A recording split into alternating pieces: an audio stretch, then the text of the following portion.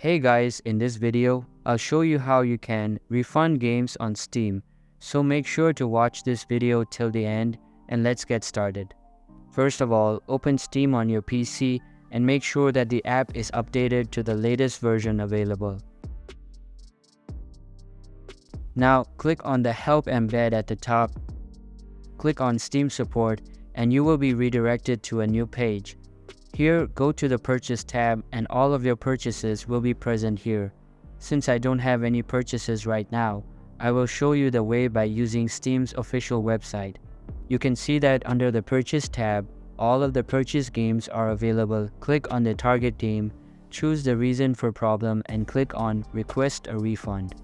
Now, enter the reason of refund, enter the refund method along with description and submit the form.